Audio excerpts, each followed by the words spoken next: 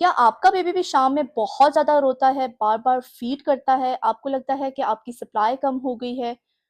तो ये वीडियो आपके लिए है, क्योंकि ये या तो विचिंग आवर और क्लस्टर फीडिंग का फ़ेज़ है, जिसमें बच्चा बहुत ज़्यादा रोता है और इंतहा से ज़्यादा फ़ीड करता है। आज मैं आपको प्रैक्टिकल सर्वाइवल प्लान दूँगी, साथ में ही बताऊँगी कि साइंस इसमें क्या कहती है। अस्सलाम वालेकुम जी, मेरा नाम डॉक्टर हमायल ज़ाहिद है। मैं एक फार्मासिस्ट हूँ और स्टेप बाय स्टेप पेरेंटिंग की फाउंडर भी। मैं मदर्स को साइंस पैक टूल्स देती हूँ ताकि आपका पेरेंटिंग जर्नी थोड़ा आसान हो जाए। तो चलें समझते हैं कि क्लस्टर फीडिंग और विचिंग आवर होता क्या है।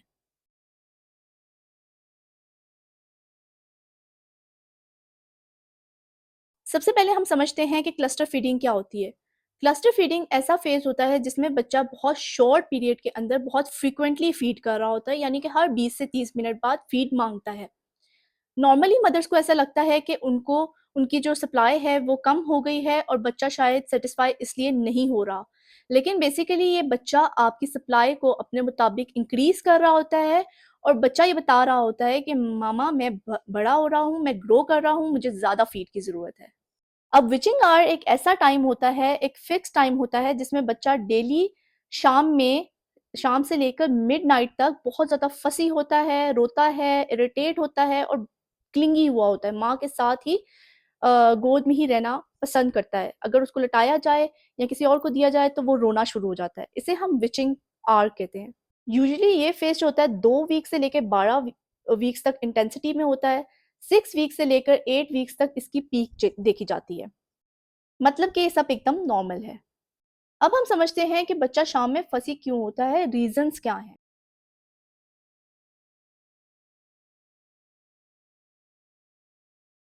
पहला रीजन तो ये है कि बच्चे को ग्रोथ स्प्रोट से गुजर रहा होता है, यानी कि बच्चा जो है वो नेचुरली ज़्यादा कैलोरीज डिमांड करता है।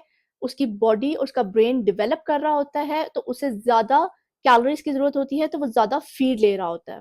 दूसरी वजह होती है सर्केडियन रिदम, यानी कि बच्चे की सर्केडियन रिदम जब डेवलप कर रहा होता है तो दिन में वो सारा टाइम लाइट, शोर और टचेस वगैरह को उसके अंदर एक्यूमुलेट होती हैं, तो वो बहुत ज़्यादा ओवर स्टिमुलेट हो जाता है।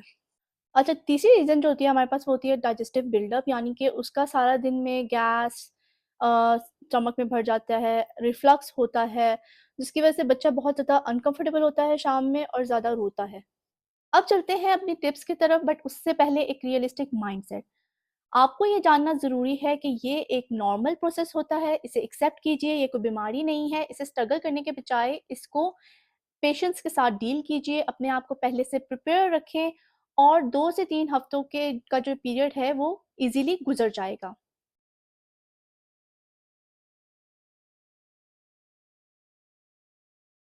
तो चलें अब बात करते हैं अपने सॉल्यूशंस की। पहली बात तो ये कि आपने सेफ्टी फर्स्ट रखनी है कि आपने देखना है बच्चा अगर वॉमिट कर रहा है, फ़ीवरिश है, उसे फीडिंग अगर रो किस वजह से रहा है, ज़्यादा रो रहा है, किसी बीमारी की वजह से फीडिंग कम ले रहा है, तो फ़ौरन अपने पीडियाट्रिशियन से कंसल्ट करें। दूसरी चीज़ होती है अपने बच्चे को अच्छे से लैच करवाएँ।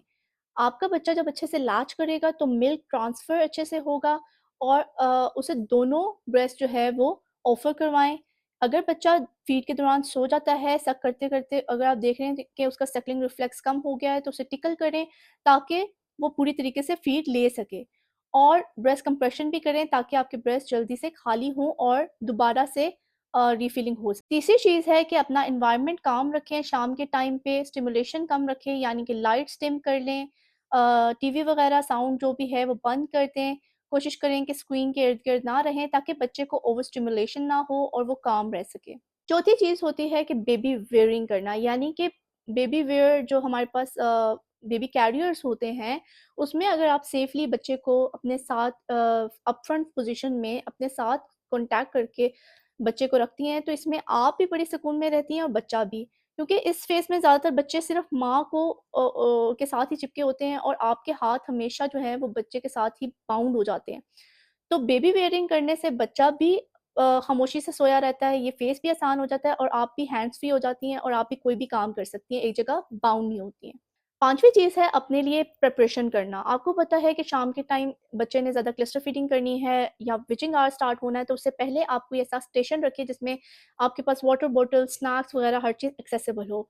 अपने पार्टनर्स के साथ शिफ्ट लगाइए, या अगर कोई हेल्प है तो उसके साथ कोई शिफ्ट लगा के, यानी कि उनको पहले से बताइए कि ये आपकी ड्यूटीज़ हैं और ये मेरी ड्यूटीज़ हैं, जिसमें वो डायपर चेंज कर दें या वो बर्प करवा दें या वाइप्स वगैरह आपको दे दें या कपड़े वगैरह बच्चे के चेंज करवा दें।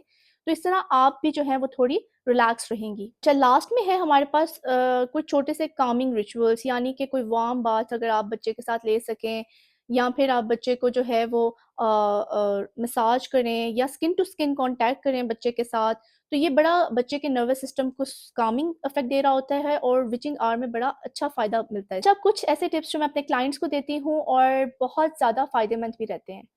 पहली चीज़ तो ये कि आप अगर अपने बच्चे को क्रिब में लिटाती हैं, तो अपनी कोई भी ऐसी चीज़ जो कि आपने शर्ट पहनी हुई थी या कोई ऐसा टॉवल जो आपने यूज़ किया हो जिसमें आपकी सेंट आ रही हो, उसको बच्चे के पास रखें। तो ये बच्चा बहुत सुकून में रहता है। बेसिकली बच्चे का जो ऑल्फैक्टरी सेंसेस होते हैं, यानी कि सूंघने की जो सलाहियत होती है वो बहुत तेज़ होती है। बच्चा माँ की सेंट को जब सेंस कर लेता है ना, तो बड़ा रिलैक्स हो जाता है। इसे हम कहते हैं सेंट टेक्नीक।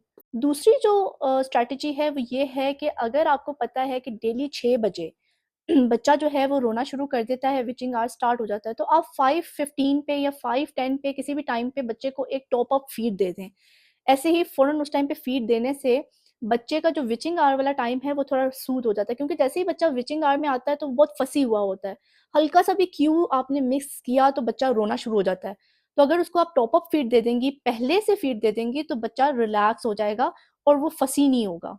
अच्छा, तीसरी जो चीज़ है वो है कि अपनी शाम को ना छोटे-छोटे साइकिल्स में डिवाइड कर लें। यानी कि 10 मिनट आपने फीड करवानी है, 10 मिनट आपने उसको सूथिंग करवानी है, 10 मिनट आपने रेस्ट करना है। इस तरह ये होता है कि आपको भी प्रेडिक्टेबिलिटी रहती है, आप भी ज़रा सुकून में रहती हैं और बच्चा भी जो है ना वो रिलैक्स रहता है, उसको भी सारी चीज़ें मिल रही होती हैं। जब एकदम से सब कुछ सर पे पड़ता है ना, तो माँ भी ओवर स्टिमुलेटेड हो जाती है, बच्चा तो वैसे ही ओवर स्टिमुलेटेड होता ही है। लास्ट में ये है कि रिलेटिव्स जो होते हैं ना, यहाँ पे बड़ा ही गंदा किरदार पेश कर रहे होते हैं, जिसमें क्या होता है कि वो कहते हैं अगर बच्चा क्लस्टर फीडिंग कर रहा है और माँ ब्रेस्ट फीडिंग करवा रही है, तो वो कहते हैं कि तुम्हारी फीड जो है ना वो इसके लिए काफ़ी नहीं है। इसीलिए वो बार-बार तुमसे फीड ले रहा है, तो इससे ना फ़ॉर्मूला दे दो। तो इस तरह की हर नेगेटिव और अनसोलिसिटेड एडवाइस को आपने इग्नोर करना है और वही करना है जो आपके और बच्चे के लिए सही है।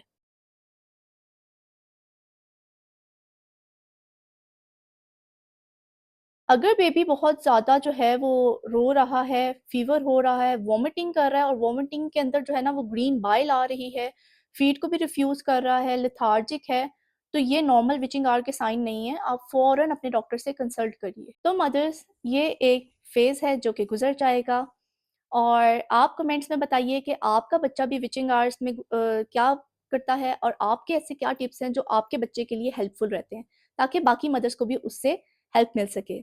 उम्मीद करती हूँ आपको ये वीडियो बहुत अच्छी लगी होगी। लाइक कीजिएगा, शेयर कीजिएगा और सब्सक्राइब कीजिएगा। मिलते हैं अगली वीडियो में। तब तक के लिए अल्लाह हाफ़िज़।